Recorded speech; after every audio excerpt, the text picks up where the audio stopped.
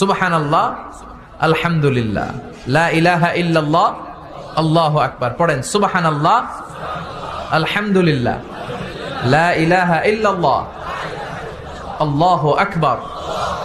এই চারটা জিকির হচ্ছে শ্রেষ্ঠ জিকির। শ্রেষ্ঠ তো শ্রেষ্ঠই তো পাইছেন, আর এদিক ওদিক তাকান কেন? পড়েন ইচ্ছা মতো।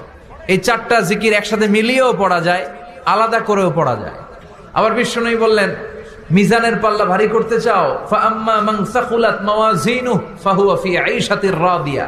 মিজানের পাল্লা যারা ভারী করতে চাও তারা দুইটা জিকির করবা, সুবহানাল্লাহি ওয়া বিহামদিহি, সুবহানাল্লাহিল আযীম।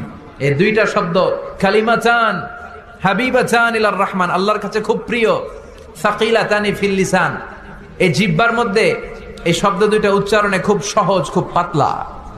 সাকিলাতানি ফিল মিজান, কিন্তু এই শব্দ দুইটা মিজানের পাল্লায় রেখে দিলে অনেক ওজন হয়ে যাবে।